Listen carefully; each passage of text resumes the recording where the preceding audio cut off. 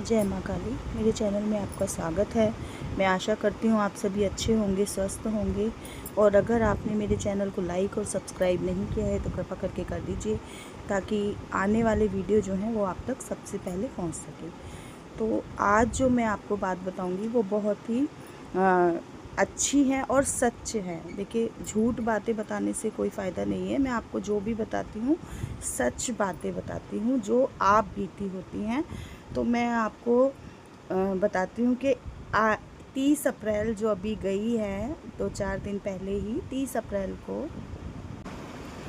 अप्रैल को मेरी बेटी की बहुत ज़्यादा तबीयत ख़राब हुई। और 30 अप्रैल, 1 तारीख, उसके बाद 2 तारीख, 2 मई को उसका बर्थडे आने वाला था। और मेरी एक ही बेटी है और उसकी इतनी ज़्यादा हालत ख़राब होती चली गई कि हमें समझ में ही नहीं आ रहा था कि ये हो क्या रहा।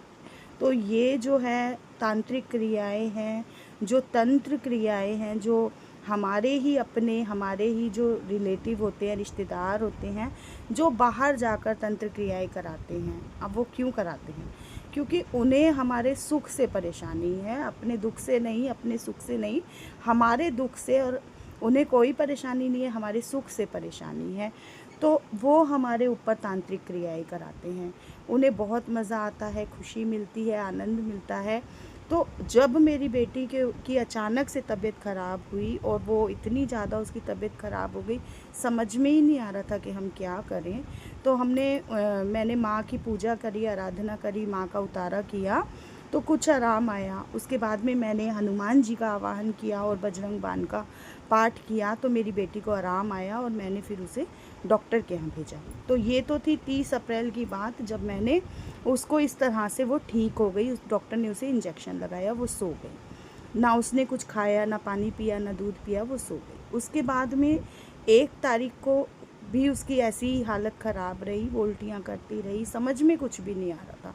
पर माँ पे बहुत बड़ा भरोसा था। माँ, मुझे पता था माँ बचाएगी, हर हाल में माँ साथ है मेरे। भरोसा कहीं भी नहीं टूटा था, डगमगाया नहीं था। उसके बाद में क्या हुआ, 2 तारीख को मेरी बेटी का बर्थडे था और उस दिन, जन्मदिन वाले दिन, आप सोचिए हमारी क्या हालत होगी। हमने ना जन्मदिन मनाया, ना केक, ना पेस्ट्री, ना कुछ भी। सिर्फ हम बैठे रहे और अपनी बेटी को देखते रहे, माँ की पूजा करते रहे, आराधना करते रहे। माँ काली पे भरोसा था कि माँ सब कुछ ठीक कर देगी। उसके बाद में जब शनिवार को 2 तारीख थी, फिर संडे आया। संडे को भी मेरी बेटी की थोड़ी तबीयत ठीक हो गई। उसके बाद में जब सोमवार आया तो उसकी हालत ज़्यादा ख़राब हो गई। तो हम उसे हॉस्पिटल लेकर गए, डॉक्टरों ने दवाइयाँ लिखी, हम अपने घर आ गए। तो फिर मैं इतनी मजबूर और परेशान हो गई थी कि मैंने माँ के ऊपर एक तरह से भरोसा थोड़ा डगमगाने लगा था, कि मैंने सोचा कि मैं किसी और चौकी पर कहीं और जाकर दिखाऊं, शायद मुझसे आराम ना आए। तो फिर मैंने सोचा कि हम लोग, जो मेरे गुरुजी हैं, हम वहाँ चले जाएंगे और वहाँ जाकर अपनी बच्ची को दिखाएंगे। तो उस वक्त क्या हुआ, मैं एक तरफ से टूट सी गई थी, परेशान थी। और माँ से भी थोड़ा सा मुझे ये हो रहा था कि माँ, आप कुछ भी नहीं कर रही हो। मैं बहुत ही ज़्यादा हताश अपने आप को महसूस कर रही थी। तो हस्बैंड ने भी मेरे पैसों का इंतज़ाम किया कि सुबह जाना है, मैंने भी इंतज़ाम किया।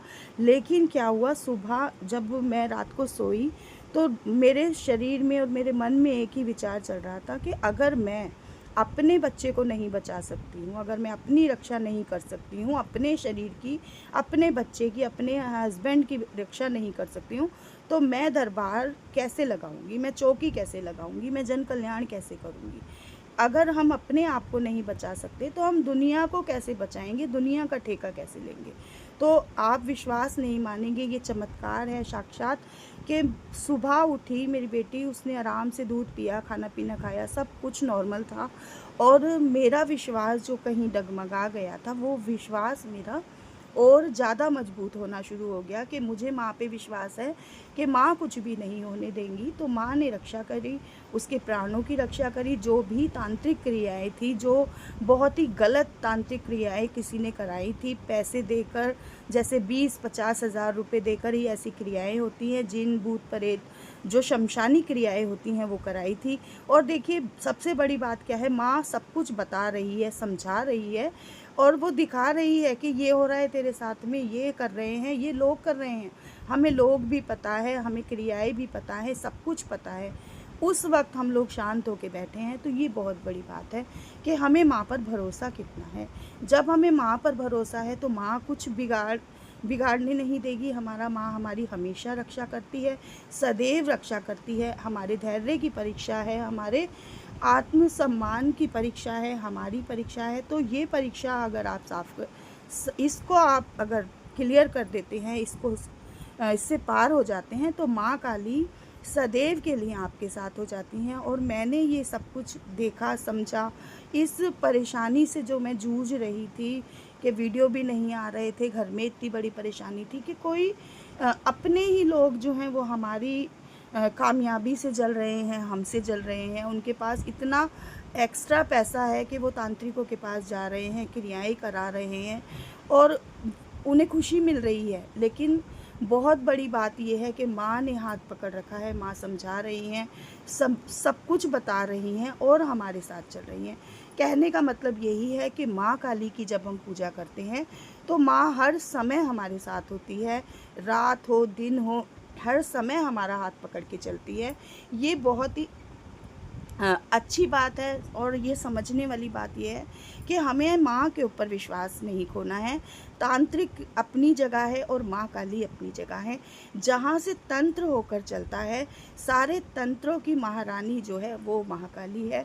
और महाकाली का जो भक्त होता है वो कभी नहीं डरता है, किसी से नहीं डरता है। दुनिया में चाहे कोई कुछ भी कर ले, पर माँ अपने बच्चों का बाल बाका नहीं होने देती है। तो इतनी बड़ी परेशानी से जो मैं जूझ रही थी और मैंने जो ये सब कुछ सहा, बर्दाश्त किया, मैंने तो जो किया, मेरे बच्चे को कितनी परेशानी हुई होगी आप समझ सकते हैं। तो इन क्रियाओं से बचने के लिए अगर आप चाहते हैं कि कोई भी क्रिया हमारे घर में ना हो, हम परेशान ना हो, तो माँ पर विश्वास बनाए रखिए, इधर उधर ना भागिए। और माँ काली की अगर आप पूजा करते हैं, उपासना करते हैं, उसी तरह से अपने मंत्र का जाप कीजिए। अपने घर से जब भी आप बाहर निकलते हैं तो जो आपके घर में गंगा जल है, अभिमंत्रित किया हुआ है आपने, या आप उसे अभिमंत्रित कर लीजिए। जब भी आप पूजा करने बैठते हैं, एक पानी का गिलास या लोटा भर के अपने पास रखिए, उसमें 3 फूंक मारिए, माँ काली का नाम लीजिए, वे जल अभिमंत्रित हो जाता है, घर के बाहर छिड़किए। जय माँ